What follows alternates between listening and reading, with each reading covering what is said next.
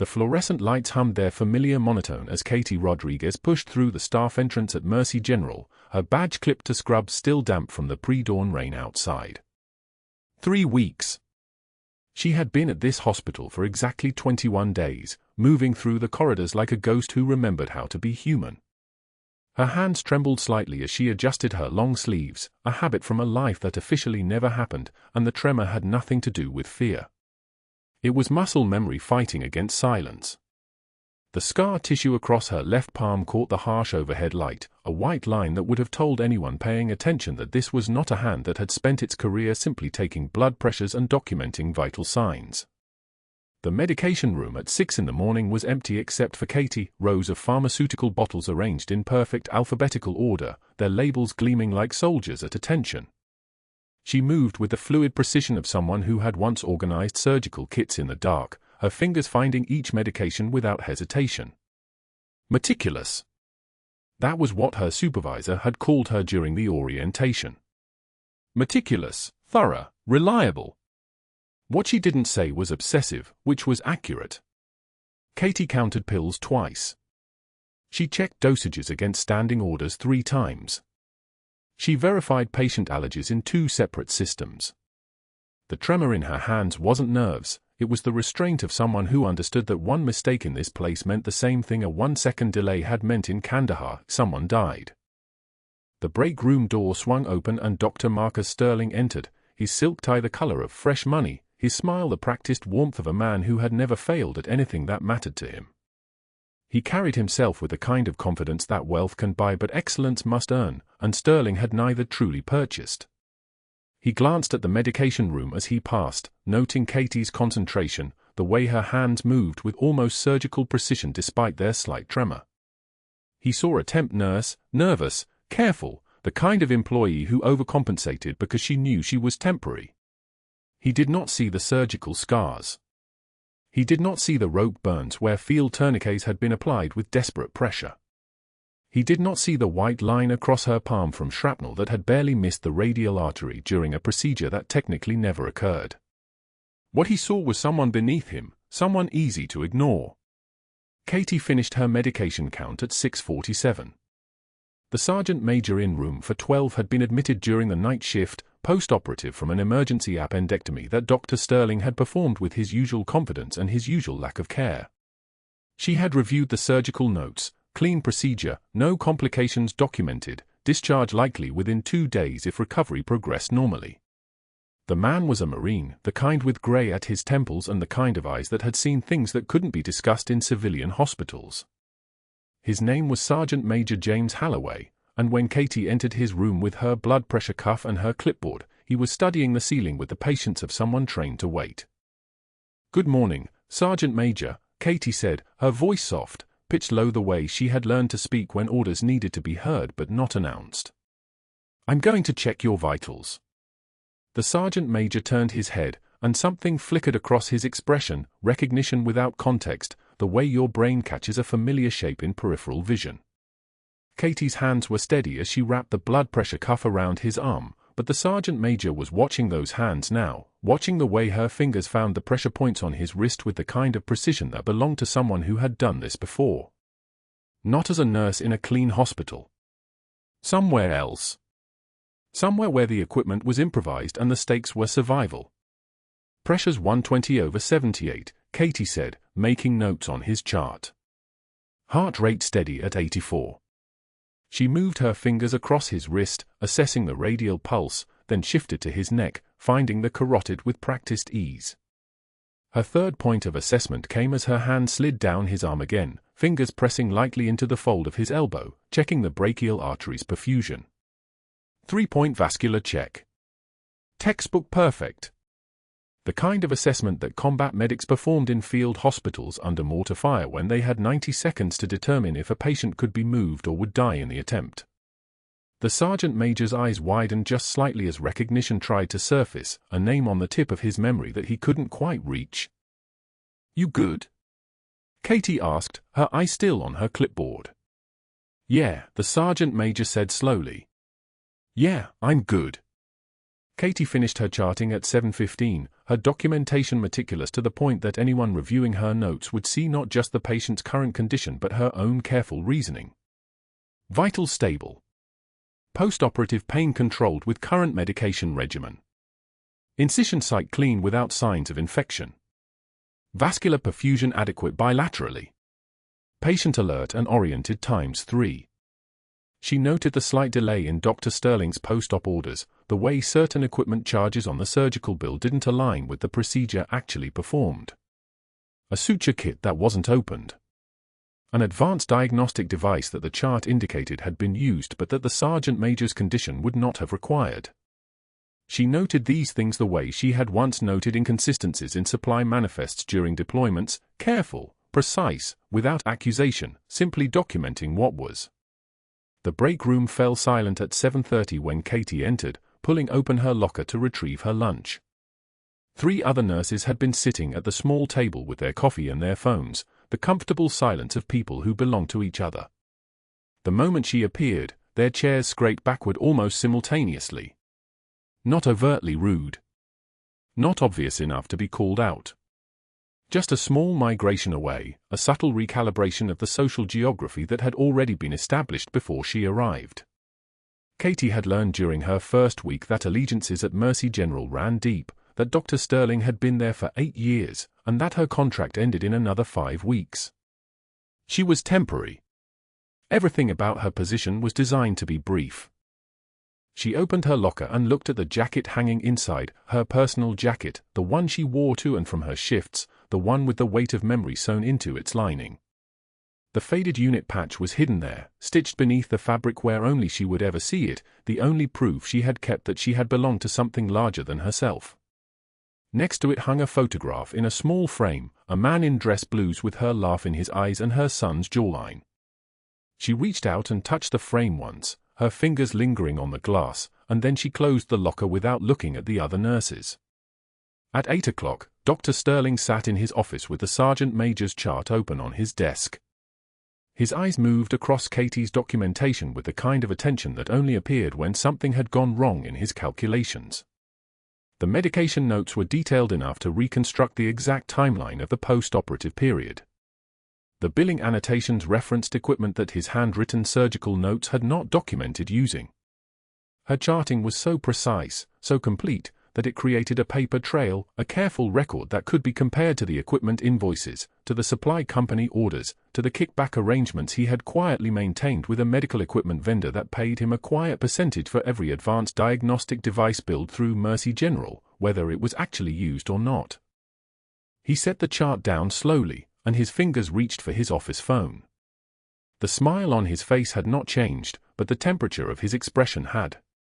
He understood in that moment what Katie Rodriguez had already documented without perhaps fully understanding what she was documenting, that the Sergeant Major's surgery had been billed at $4,000 higher than the actual cost of supplies, that advanced vascular imaging had been charged to insurance without ever being performed, that the surgical approach had been more invasive than necessary and generated more billable equipment use than a simpler procedure would have allowed.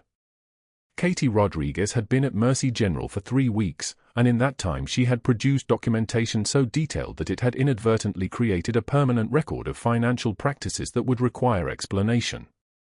She had not intended this. She had simply done what she had always done, documented with the precision that comes from understanding that paperwork was the only defense against people who made decisions in the dark. Dr. Sterling dialed a number, waited for an answer, and then said quietly, "I need you to make a call." The temp agency. The one that placed Rodriguez.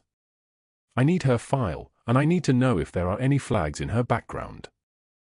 He listened to the response, nodded though the person on the other end couldn't see him, and then ended the call. The first move had been made. Not overtly.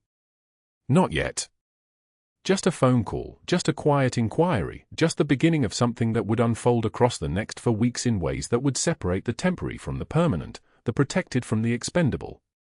Katie Rodriguez was charting another patient's vitals at 9 in the morning, her hands moving across the keyboard with the same precision she brought to everything, documenting another Sergeant Major's post-operative progress, another careful record that would become another piece of evidence, another thread in a tapestry she was weaving without fully understanding the design. The sergeant major in room for 12 watched her from his bed when she came to check his incision, and his eyes were trying to place her, trying to remember where he had seen hands like those before. But memory was a tricky thing, especially when the thing you were trying to remember officially didn't exist. Morning rounds at Mercy General started at 6:30, and by 7:15, Katie was standing in room for 12 with her medication cart and a clipboard that had become a liability she didn't yet understand. Dr. Sterling arrived behind her, his footsteps sharp on the linoleum, the kind of walk that announced authority before his voice did. The sergeant major's daughter sat in the vinyl chair beside the bed, her eyes tracking Sterling's expression like someone learning to read weather patterns in a dangerous sky. Nurse Rodriguez. Sterling held Katie's chart open, his finger marking a specific line. You questioned my medication order. In front of the patient. Katie kept her hand steady on the cart. The dosage contradicted his renal function labs from yesterday. I wanted to verify. You wanted. Sterling's voice dropped to the register that made residents flinch. You wanted to make me look incompetent in front of a decorated Marine and his family. Tell me, Temp, how many years did you spend in medical school? Remind me. He used the word like something you'd scrape off your shoe. The sergeant major's daughter looked away. Her shoulders curved inward. Katie took one measured breath. Her jaw tightened, but her voice stayed level, the way voices stay level when they've been trained in rooms where panic kills faster than bullets. My concern was patient safety, Doctor. The renal clearance on board shows. Chain of command, Rodriguez. You follow it or you break it. There's no third option. Sterling's face had begun to flush, color rising in his neck like a thermometer climbing past safe readings. He deserves a nurse who knows her place. Consider this a verbal warning. Your next mistake goes in your file. Katie wiped her eye without breaking eye contact, a single tear sliding sideways before she could stop it. Not from fear. From the weight of watching a man in a hospital bed, a man whose hands had probably held a rifle, whose voice had probably commanded respect, watching his care compromised because a doctor had something to prove. She looked at the sergeant major directly. You deserve accurate care, sir. The sergeant major's eyes met hers for 2 full seconds. Something flickered there, recognition, not of her face, but of something deeper. The way a musician recognizes a chord. But the moment passed, and Sterling was already moving, his white coat catching the fluorescent light like a flag of surrender that nobody had told him to wave. 2 days later, lunch hour hit like a shift change in pressure. Katie sat in the break room corner table with a brown paper bag and the kind of silence that comes when you stop being a colleague and start being a cautionary tale. For nurses from the telemetry unit gathered their sandwiches and yogurts and moved toward the hallway without looking back. Their eyes apologetic. Their feet faster.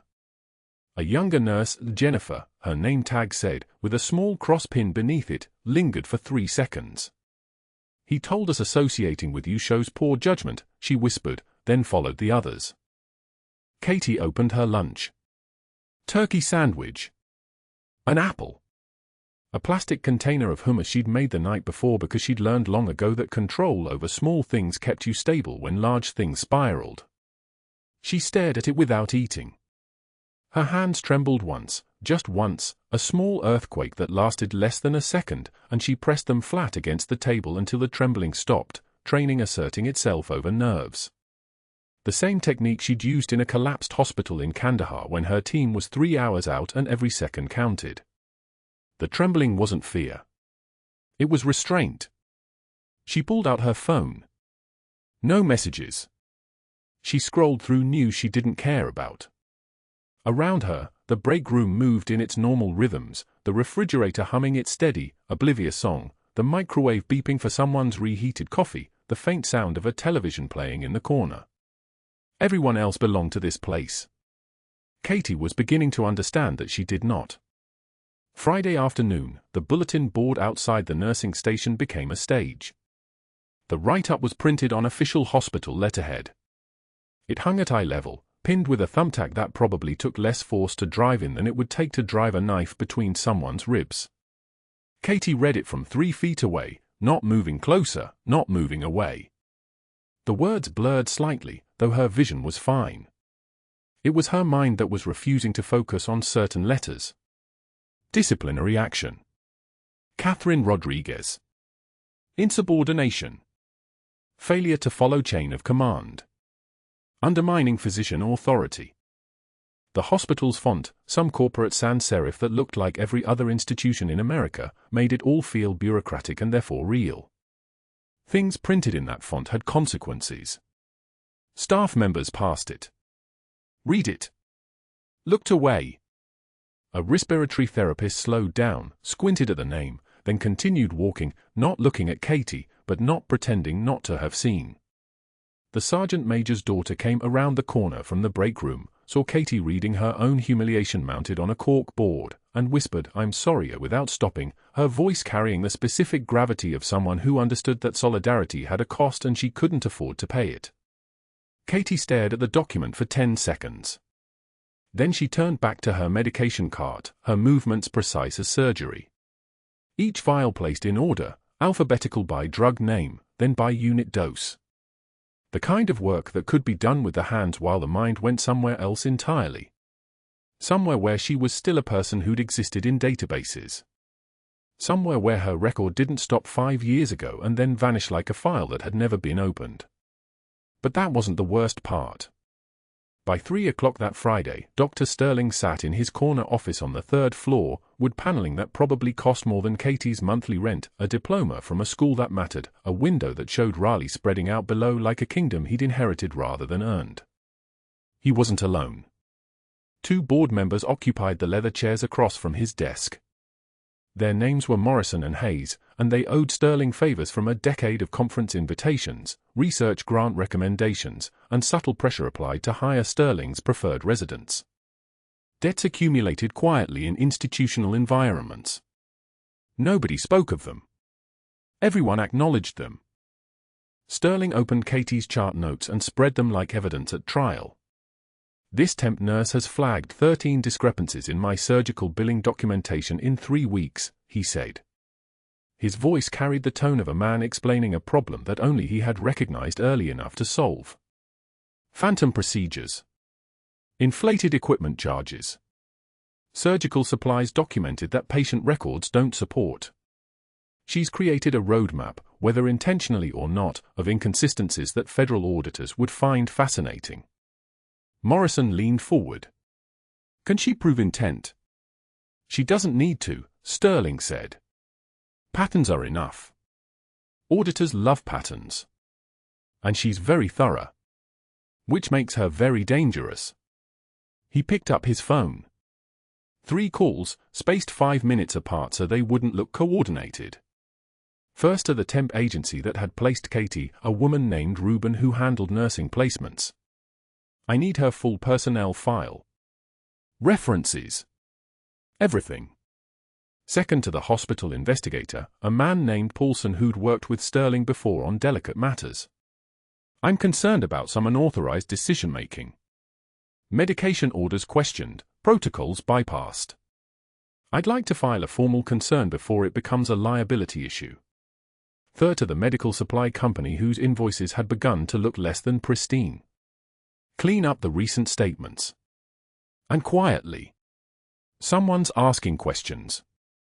Meanwhile, 2 floors down, Katie reviewed the sergeant major's post-op recovery with a kind of attention that had kept Marines alive in places where medical care meant whatever you could improvise with a truck battery and prayer. His pressure was trending downward. Systolic dropping from 140 to 132 to 128 over the course of 4 hours. His skin had taken on a grey cast that didn't match the cheerful monitors showing him as stable. His oxygen saturation was fine, 96%, textbook, but his fingers had gone slightly dusky at the nail beds. Early sign. Warning. The kind of thing that looked small if you weren't paying attention and catastrophic if you were. She documented it in her notes. Specifically, blood pressure trending down. Grey appearance to skin. Possible fluid retention. Recommend physician assessment. The words went into the hospital record where they belonged. In the medication room, preparing 1,400 doses, a voice found her in the rows of numbered plastic bins. Marjorie Chen, one of the senior nurses who'd left the break room 2 days earlier but had stuck around the department longer than the others. She checked the hallway before speaking, her voice dropping to the register of someone sharing contraband intelligence. "Sterling's asking around about you," Marjorie said. "Where you worked before? Why your temp staff? Who gave you references? He's building something, Katie. I don't know what, but he's building it very carefully." Katie's hand stilled on the medication count. "I see. Do you?" Marjorie's eyes held something between pity and warning. "Because I don't think you do. He's not just angry. He's scared. When doctors get scared, they get dangerous." Katie reached up and touched the patch sewn inside her jacket lining, a small faded thing, unit insignia from a time and place that officially had never happened. Naval intelligence had been very clear about that. Senior Chief Petty Officer Catherine Rodriguez would cease to exist in every military database, every security clearance file, every official record that connected her to the operation in Kandahar. If Sterling dug deep enough through her employment history, he'd find a ghost. No military service. No records. A woman who simply appeared 5 years ago with nursing credentials and nothing before that. But if he dug deeper than that, if he hired an investigator with connections to federal databases, he'd trigger alerts. Flags. Alarms that were set specifically to protect the people she'd served with. Marines whose families didn't know their husbands had been pulled out of a collapsed field hospital by a woman they would never see again. Men who'd lived because certain people agreed to cease existing in any official sense. "Thank you," Katie said. Her voice had dropped an octave without her deciding to do it. "For the warning." Marjorie nodded, then turned back to the hallway, already preparing her body language to look like she'd never had this conversation. Katie finished counting the medications. Each vial clicked into place. Each dose prepared with the precision of someone who understood that small mistakes in her hands became large mistakes in other people's bodies. The fluorescent lights hummed overhead, that low-frequency drone that becomes invisible if you listen to it long enough, the way anything becomes invisible if you stop acknowledging it exists. Dr. Sterling's office smelled like leather and ambition, the kind of space designed to make other people feel smaller.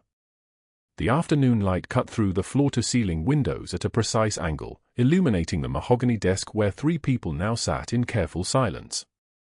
Dr. Sterling occupied the center chair with the stillness of someone accustomed to being obeyed. To his left sat board member Thomas Bancroft, whose family had donated the Sterling wing of pediatric oncology 12 years ago. To his right was Dr. Mitchell Hayes, the hospital's chief medical officer, a man whose signature appeared on every major decision at Mercy General and whose signature could be withdrawn just as easily. On the desk between them lay Katie's shift documentation from the past 6 days. Not just notes, comprehensive, obsessive notations that tracked every medication variance, every fluid intake discrepancy, every supply requisition that didn't align with standard protocols. Dr. Sterling's jaw tightened as he watched Bancroft's finger trace a line on page 3. "Here," Bancroft said quietly. "The post-op fluid management on Sergeant Major's case. Your orders called for 500 milliliters of normal saline every 6 hours. But your notes show you ordered equipment, a level 1 rapid infuser, that's standard for massive transfusion protocols. Why would a routine post-op require anticipatory trauma equipment?" Dr. Sterling said nothing. His fingers, pale and manicured, drummed once against the leather armrest. When he finally spoke, his voice carried the measured quality of someone who had rehearsed this moment. "Administrative oversight on her part. She's a temporary placement, likely misunderstood the standing orders." Hayes leaned back in his chair, skeptical. "The documentation is too precise for misunderstanding. She logged the time of every order, cross-referenced them against your counter-signatures, flagged 2 instances where the supplies bill didn't match the supplies actually used." He tapped the page. "This woman charts like she's preparing for a deposition." The silence stretched thin. Outside, a helicopter descended toward the roof landing pad, the rhythmic thump of rotors that made the windows vibrate. All 3 men heard it. All three understood what it meant: acute trauma incoming, trauma surgeries on the schedule, visibility, scrutiny. Which is precisely why she needs to be removed, Sterling said, his voice dropping to the register of absolute certainty. She's flagging billing inconsistencies that don't exist, creating documentation nightmares, and he paused, turning to Hayes with the expression of someone sharing a difficult truth. Yesterday she questioned my medication orders in front of the patient's family.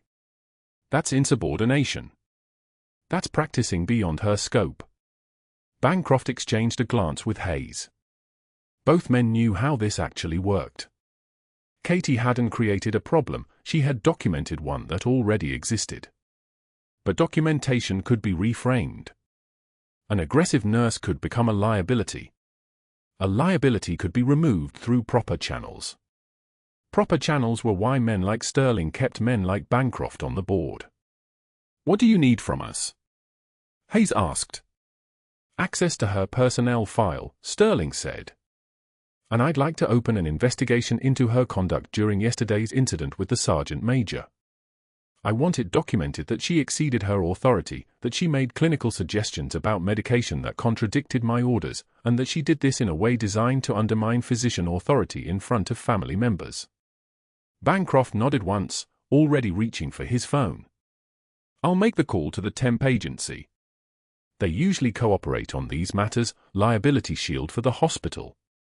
They'll provide her background, her previous placements, any complaints from prior employers. Should give us material to work with." But Sterling was already moving. He stood, walked to the floor-to-ceiling windows, and made a phone call that took exactly 90 seconds.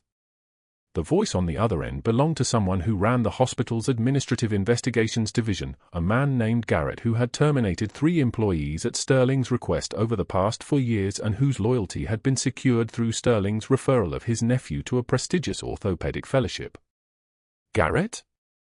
Sterling. I need you to open an official inquiry into one of the temporary nursing staff. Katie Rodriguez. Worked here 6 days. Yesterday she performed what appears to be an unauthorized clinical procedure on one of my patients. I need it formally documented that she practiced beyond her scope, that she made unauthorized medication recommendations, and that she created a hostile work environment through public questioning of physician orders. Can you have something on file by end of business?" The pause on the other end lasted 3 seconds. "Then, we'll need specifics." "She suggested that I had made a medication error," Sterling said, and the lie came out smooth as silk because he had practiced it. "She did this in front of the patient's daughter. She then performed a procedure, some kind of needle aspiration, without waiting for proper authorization from attending physician. I want it on record that this represents a serious breach of protocol." Another pause. "I'll draft the complaint. Should be ready for review by 5 p.m. Sterling hung up and turned back to the window. Below, in the emergency bay, paramedics were unloading a stretcher. Trauma. Blood. The kind of work that justified a surgeon's existence and, if handled correctly, obscure the discrepancies in his billing. He watched the scene with a detachment of someone observing a chess game where all the pieces were already positioned. What he didn't know, what he couldn't have known, was that Katie's documentation had already been flagged by the hospital's compliance department 3 days earlier. Not because of one inconsistency, but because of a pattern. Equipment billing that exceeded actual usage by approximately $47,000 over the past 18 months. Medical supply company contracts that funneled commission payments to a shell corporation registered to an address in Dr. Sterling's name. Phantom procedures billed but not performed. The billing fraud wasn't new. It was systematic. But that discovery was still buried in the compliance department's secure server, flagged for federal review, pending a formal audit that would begin in 47 days. Sterling didn't know about it yet. He thought he was eliminating a witness to his incompetence. He didn't understand that he was eliminating someone whose meticulous documentation had already created a permanent record of his crimes. By 4:33 p.m., the investigation file on Katie Rodriguez existed in 3 separate hospital systems. Her personnel file, obtained from the temp agency with a simple phone call, was reviewed by Garrett, who noted her previous placements: 2 years at a cardiovascular clinic in Virginia, 3 years at a trauma center in San Diego, 1 year at a military hospital in Bethesda. Each placement had been brief. Each termination had been the same: position eliminated, contract not renewed, restructuring. The dates were curious. The pattern suggested someone who had moved deliberately, never staying anywhere long enough to develop relationships, always leaving just as attention began to focus on her work. Garrett didn't know why. He just noted it. And he flagged it in the investigation file as pattern of employment instability, possible ongoing disciplinary history unknown to hospital. What Sterling didn't know was that Katie had spent 15 years moving deliberately. 1 month in Bethesda, 3 weeks in San Diego, 6 weeks in Virginia. Always leaving before the scrutiny could deepen, before the questions could be asked by people who might actually know what they were looking at. Always moving, always quiet, always excellent, the kind of excellence that occasionally drew attention from people who recognized military-grade competence when they saw it. And Katie had learned long ago that being recognized was dangerous. Being recognized meant conversations with federal agencies. Being recognized meant exposure. Being recognized meant the families she had protected in Kandahar could become targets. So she left. Every time she began to stand out, she left. But she hadn't left Mercy General yet. In the Sergeant Major's hospital room, machines hummed their mechanical chorus. The patient lay stable, pressure holding, oxygen saturation comfortable, heart rate steady. His daughter had returned to the family waiting area. His son had ordered coffee from the cafe downstairs. The post-operative period was progressing exactly as it should, which meant Dr. Sterling's surgical error, the nicked vessel in the left internal thoracic artery, remained undetected. It remained contained. As long as the vessel didn't rupture, as long as the bleeding remained slow enough that the pericardial sac could gradually absorb the fluid without catastrophic pressure buildup, the error would stay invisible. But Sterling knew. He knew because he had made the same error on 2 other patients in the past 18 months, and both times it had resolved without escalating to crisis. The body could compensate. The body could contain a slow bleed for hours. And if the patient survived the night, Sterling could write it off as a minor complication that resolved spontaneously. What he didn't know was that Katie's 3-point vascular check, the assessment she had performed during the Sergeant Major's admission, had documented the integrity of that artery at admission. And what he didn't know was that the Sergeant Major had been born in Kandahar, had spent his entire military career understanding the signatures of different medics' work, had seen hands that moved with the specific precision of someone trained in field surgery under extreme conditions, and had recognized those hands the moment Katie approached his bed on the first morning of his hospitalization. The Sergeant Major was a Marine. Marines have long memories for people who have saved their lives. By 5 p.m., as the sun began its descent behind the Raleigh skyline and the hospital shifted into evening protocols, Katie was ending her shift in the medical bay. She moved through the final documentation, vitals checks, medication confirmations, the meticulous charting that was both her responsibility and her compulsion. She worked with the same precise efficiency that had moved her through 3 tours of Kandahar, through classified operations in places that officially didn't exist, through briefings where the phrase "this conversation never happened" was a standard closing. Her hands were steady. They had held things far worse than medication errors and professional betrayal. She charted the Sergeant Major's 4 p.m. vitals: BP 132/78, heart rate 68, O2 saturation 98% on room air. Normal. Stable. The kind of recovery that would proceed without incident as long as the vessel continued to hold. What Katie didn't know was that in 3 hours, that vessel would rupture. What Katie didn't know was that in 4 hours, her life would end at Mercy General. What Katie didn't know was that in 5 hours, the Pentagon would make a phone call that would change everything. She clocked out at 6 p.m., her shift complete, her documentation perfect, her identity still invisible. She walked through the parking lot in the gathering dusk, the air cooling, the ozone smell of rain approaching from the west, the parking lot lights beginning to flicker on in the gathering shadows. Behind her, in the hospital, machinery hummed. Monitors beeped. The Sergeant Major slept peacefully in recovery. And in his office, reviewing the investigation file, Dr. Sterling smiled a smile like a wolf showing teeth, the expression of someone who believed he had finally protected himself. He was, in every possible way, about to be wrong. The monitor's scream cut through routine like a blade through silk. 2 bleeps became one continuous wail.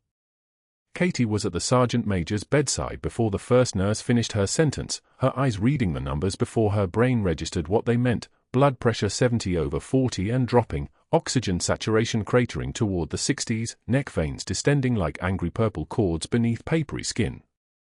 The post-op check had been routine. Vitals stable 5 minutes ago. Now his chest heaved, each breath shallow and desperate, his skin the color of old concrete. "He's going into tamponade," Katie said. Not a question. The recognition came from somewhere deeper than nursing school, from hands that had felt this exact pressure signature in a collapsed field hospital outside Kandahar, where a Marine's heart stopped because nothing could move blood through the spaces between beats. The sergeant major's eyes found hers. Consciousness was already beginning to slip. The nursing supervisor reached for the code button. Katie's hand moved first, steady as a surgical laser.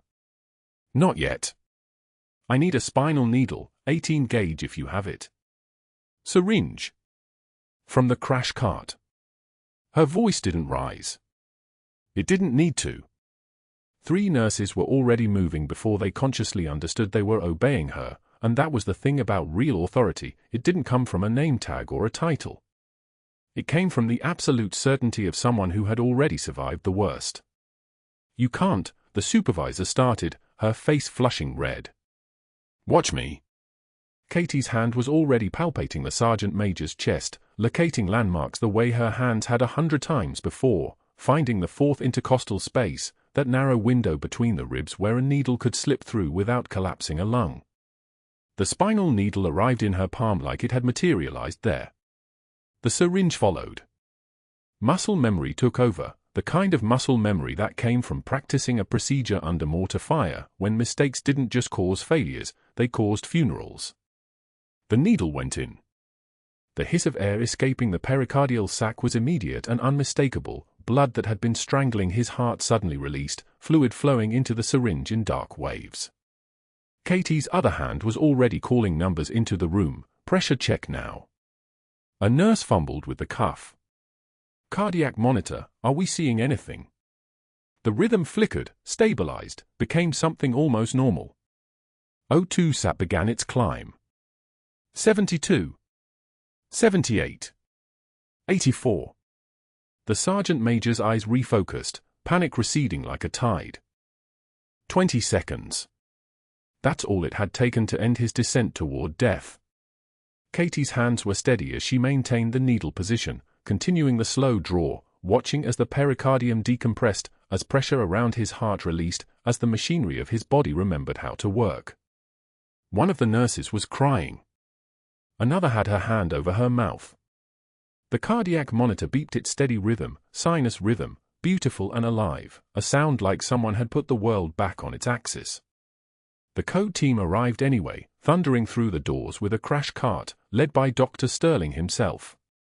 He took in the scene in a single glance, the sergeant major stabilizing, Katie at his bedside with a spinal needle still in place, the blood in the syringe, the O2 numbers climbing like the patient was being pulled back from the edge of a cliff. For a moment, just one moment, Sterling's face went white. His eyes locked onto Katie's with the expression of someone watching his carefully constructed world collapse in real time. Because this was it. This was the moment he understood that she hadn't just questioned him. She had exposed him. Her documentation, her meticulous charting of every medication he'd ordered, every procedure he'd listed with inflated costs, every kickback from the medical supply company he part-owned, all of it suddenly made sense to him now. She'd been watching. Recording. Building a case with the precision of someone who had trained under military lawyers and federal investigators. And she had just saved a patient he had nearly killed. "Get cardiothoracic in here," Katie said quietly, not looking at Sterling. "The sergeant major has a nicked vessel in the pericardium. Whoever closed him up missed it." She paused, still maintaining the needle. I recommend a thorough review of the operative report. Her eyes met Sterling's for exactly 2 seconds. That was all the contempt she needed to express. Sterling left the room at a walk that almost became a run. Cardiothoracic was there in 8 minutes. By 1 p.m., the Sergeant Major was back in surgery, this time in the hands of Dr. Eleanor Hayes, a surgeon with 32 years of experience and a reputation for catching what others missed. The nicked vessel, confirmed. Minor, but fatal if left unrepaired. The kind of oversight that happened when a surgeon was more focused on billing codes than patient outcomes. The kind of mistake that Katie's documentation would ultimately trace back to negligence so transparent that even a hospital administrator couldn't ignore it. But Sterling wasn't waiting for administrators to move. By 1:15 p.m., he was on the phone with Richard Bancroft, a board member who owed him favors from a real estate deal 5 years prior. By 1:19 p.m., he was calling Thomas Hayes, no relation to the cardiothoracic surgeon, the hospital's official investigator, and this time Sterling had his narrative perfectly crafted. Katie Rodriguez had performed an unauthorized invasive procedure without physician supervision. She had taken control of a code situation that should have been managed by the senior staff. She had created massive liability exposure by practicing beyond her scope as a temporary nurse. The investigator arrived on the 3rd floor at 2 p.m., and he had already made up his mind. Katie could see it in the way he didn't look at her chart directly. Instead, he looked at Sterling's summary, nodded, and began writing notes before even understanding what had actually happened. By 2:45 p.m., Katie was called to the administrative office on the 4th floor. The meeting lasted 11 minutes. The administrator, a woman named Patricia Chen who never met Katie's eyes, cited protocol violations. Scope of practice concerns. The investigator's preliminary findings. There were forms. There was a termination letter. There was the kind of bureaucratic momentum that couldn't be stopped once it started rolling downhill. I saved his life, Katie said quietly. The alternative was watching him die while I waited for authorization to fill out the proper forms. The alternative, Patricia said, reading from the investigator's report, was following proper channels. Your assignment here is terminated effective immediately. We'll process your final check for hours worked through the temp agency. Security will escort you to collect your belongings. Katie stood. She didn't tremble. She didn't argue. She didn't explain that she had just discovered Dr. Sterling's fraud during her routine documentation, or that her meticulous charting had already caught patterns that a real investigator, a federal one, would eventually piece together. Instead, she simply nodded, turned, and walked toward the door with the same composure she'd maintained for the last 3 weeks. Security arrived at her locker at 4 p.m. A guard named Marcus, who'd always been kind to her, he held the locker open while Katie packed. The photo of her husband in dress blues, that last picture before the deployment that never came back. The cracked mug that read, "World's Best Mom," a gift from Miguel on a Mother's Day 8 years ago when he still believed she was just a civilian who worked night shifts at a hospital. A succulent plant from her first day at Mercy General, already dying because Katie had been too busy documenting Sterling's fraud to remember to water it. And the jacket, the one with the patch sewn carefully into the lining, the faded unit patch she'd cut from her sleeve the day Naval Intelligence told her that Senior Chief Petty Officer Catherine Rodriguez no longer existed, that the extraction in Kandahar that 3 agencies denied ever happened had ended her military career before it could officially be acknowledged. She folded it all into a cardboard box. Staff members watched from doorways, their eyes full of apology and helplessness. No one spoke. No one tried to stop her. The nurses she'd worked alongside for 3 weeks just watched her walk out, understanding for the first time that they'd underestimated her, but understanding it too late. By 6 p.m., Katie sat at a rain-soaked bus stop 3 blocks from Mercy General, her cardboard box on her lap, rain soaking through her jacket to the patch inside. The mug's painted letters were running, the blue of her husband's dress uniform photograph already starting to blur. She had been Senior Chief Petty Officer Catherine Rodriguez for 23 years. She had been Senior Chief Petty Officer Katie Rodriguez for exactly 3 weeks. Now she was no one again, just another nurse who didn't work anymore, just another ghost haunting the margins of a life she couldn't fully claim. She checked her phone. One text from Miguel: "When will you be home, Mom?" The words blurred behind her eyes, not with tears. She didn't cry anymore, hadn't cried since the day they told her husband wasn't coming back, but with the weight of everything she couldn't tell him. That she'd saved a man's life today. That she'd been fired for it. That the only job her erased identity could hold was already gone. The rain hammered down like it had something to prove. At 7:03 p.m., exactly 3 hours after security had handed Katie her cardboard box, Miguel appeared at the rain-soaked bus stop like he'd run the entire way. 17 years old. Breathless. And in his trembling hands, he held a shadow box she'd kept hidden in the basement for 15 years, the one thing she'd sworn she'd never let him find. "Mom, they need to see these," Miguel said, the box catching the streetlight in fractured amber pieces. Katie's hand moved to reach for him, then stopped. The rain hammered down like it had something to prove, and she didn't ask how he found it. She didn't ask what made him run back to their house, dig through storage boxes, grab the one thing that could unravel everything. She simply stood, water streaming off her shoulders, and watched her son turn back toward the hospital lobby where the sergeant major's family had gathered, where security had confirmed they were still waiting, still asking about Katie, the nurse who'd saved his life. Miguel walked through those glass doors with the kind of purpose that came from not yet understanding the weight of what he carried. His voice cracked as he read the nameplate aloud to anyone who would listen: Senior Chief Petty Officer Catherine Rodriguez, United States Navy. The room didn't go quiet. It stopped breathing. A nurse from the ER, someone Katie had worked with for exactly 3 weeks, took the case file from Miguel's shaking hands. Her eyes moved across the pages, across the citations for Vela, the surgical saves documented under classified operations, the commendations from Joint Special Operations Command, the markers that indicated paperwork that supposedly didn't exist. She read aloud the words that made hospital staff members freeze mid-stride, made board members pale, made the weight in the room settle like concrete. Kandahar, 2009. Combat Medical Training, Advanced. 36 combat operations. 11 Marines extracted from a collapsed field hospital. 214 hours of continuous field surgery with no resupply. The nurse's voice wavered. That's not possible. That's not. It happened. The sergeant major's wheelchair appeared in the doorway of the lobby, and four-pole beside him like a sentinel. He'd signed himself out of his room against medical advice, and his voice carried the kind of weight that came from having ordered men into fire. I knew I recognized those hands. Senior Chief Rodriguez pulled 11 Marines out of that collapsed field hospital in Kandahar.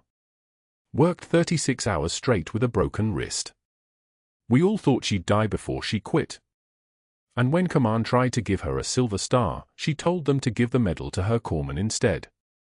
James Chen didn't make it home. The silence was the kind that comes before everything changes. It was the silence of institutional power meeting the truth. It was the silence of a hospital realizing what it had just fired.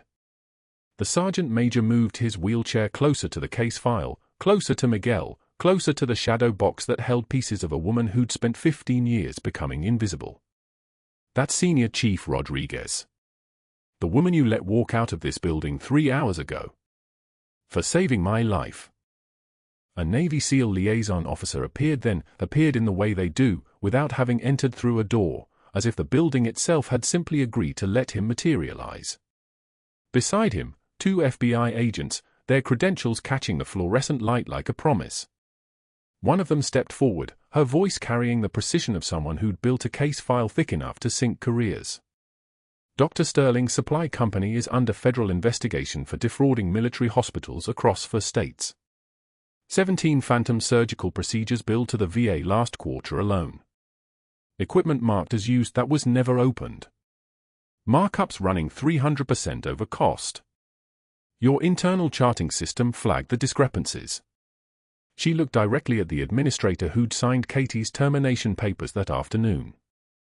Ms. Rodriguez's documentation is the foundation of our case. That charting is going to end his career. Dr. Sterling stood in the corner of the hospital lobby then, and for the first time since Katie had arrived at Mercy General 3 weeks ago, he had nothing to say. His mouth opened. Closed. Opened again. Then he understood, really understood, that his network was gone. The board members he'd called that afternoon were already distancing themselves, their phones buzzing with calls from their lawyers. The hospital investigator who'd helped him open that file on Katie was being questioned by the FBI in the administrator's office. The supply company that had made him $500,000 in kickbacks last year was being seized under asset forfeiture laws. His silence was louder than any excuse could have been. His silence was an admission. Katie stood in that lobby holding her cardboard box, watching the man who'd broken her 3 hours earlier have his entire world collapse in real time. She didn't move. She didn't speak. She simply watched with the kind of composure that comes from having survived things he couldn't imagine, things that had no official record, that lived in redacted files in Pentagon basements. The sergeant major spoke again, his voice like weathered granite. "You fired the woman who saved my life because she was good enough to notice you were a fraud." His daughter added from beside his wheelchair, tears streaming, "You let my father nearly die to cover your incompetence." That's when the security guard approached. The same one who'd handed Katie her cardboard box that afternoon, who'd walked her to the exit with the kind of reluctant respect that comes from following orders you hate. He returned from the administrative wing carrying an identical cardboard box, personal items, hastily thrown inside, Dr. Sterling's life compressed into the same vessel that had held Katie's. He placed it in Sterling's arms with profound satisfaction. His voice, when he spoke, carried a weight that said he'd been waiting all day to speak it. "I believe you know the way out, Doctor." Dr. Sterling walked through that lobby then, past staff members who suddenly found the floor fascinating, past the sergeant major in his wheelchair, past Katie Rodriguez who watched him go with quiet dignity. Outside, the rain still fell. His medical license would be suspended within a week. Criminal charges would be filed within 30 days. The network he'd spent 20 years building would scatter like rain on concrete, former allies, suddenly unavailable, suddenly ignorant of his crimes. The hospital administrator approached Katie then, his face the color of someone who'd just realized the liability exposure. He didn't try to smile. He didn't try to minimize. He simply said, "Ms. Rodriguez, we made a catastrophic error. We'd like to discuss how to make this right." Katie looked at Miguel, at the sergeant major recovering in his wheelchair, at her cracked mug visible in the cardboard box. She took one measured breath. The air in the lobby seemed to shift, the way it shifts when someone stops pretending to be small. "I'll need that in writing," Katie said, her voice dropping an octave, carrying now the authority of someone who'd commanded field hospitals under mortar fire. "And I'll need access to every billing record from the past 2 years. The FBI will want a complete audit." It wasn't a request. It was a command. 6 months later, a new nameplate hung on an office door at Mercy General, Catherine Rodriguez, Director of Emergency Medicine. The office smelled of fresh paint and the kind of possibility that comes with reclamation. On the wall hung that faded unit patch, the one she'd cut from her jacket lining the day the Pentagon told her she'd never existed, framed now, with a small plaque reading Operation Nightingale, Kandahar 2009. Next to it, a photograph of Petty Officer James Chen, the corpsman who didn't make it home, whose memory she carried in her honor. Katie's hands, the same hands that had pulled Marines out of collapsed field hospitals, the same hands the sergeant major had recognized, now signed protocols for combat medics transitioning to civilian medicine. The hospital's entire trauma response system had been rebuilt under her direction. No one was hidden anymore. No one had to pretend to be smaller than they were. Through her window, across the parking lot, she could see the strip mall where Dr. Sterling sat at a folding table between a tax preparation booth and a cell phone kiosk. He wore a cheap suit now. He sold supplemental insurance policies to disinterested passers-by. His medical license was permanently revoked. His supply company had dissolved. His network had scattered. Katie watched him for exactly 3 seconds, then turned back to her work. Some victories didn't require standing over the defeated. Some victories were about building something better in the space where destruction used to be. That evening, she and Miguel walked to the parking lot. She paused at the strip mall, looked at Sterling at his folding table. He saw her, his face coloring with shame and rage. Katie didn't approach. She simply stood there, in her white coat with her credentials visible, and nodded once, acknowledgement, not forgiveness. Then she turned to Miguel. You know what I learned in Kandahar? True class is what you do when the lights go out. When no one's watching. When there's no reward. Miguel looked at his mother, really looked at her, and understood what she'd sacrificed. Is that why you stayed quiet for 15 years? I stayed quiet to protect the families of Marines who counted on me, Katie said. I'd do it again. They walked to their car. Behind them, Sterling sat at his folding table in the gathering dark, selling nothing, becoming nothing. Katie drove home, her service record restored, her identity reclaimed, her son beside her. The patch that she couldn't bear to burn now hung in a place of honor. Some things are worth the wait. If this story resonated with you, if you know someone like Katie Rodriguez, someone whose strength has been quietly saving lives, please subscribe, like, and share this video. And let us know in the comments, what would you do if you had to hide who you really are?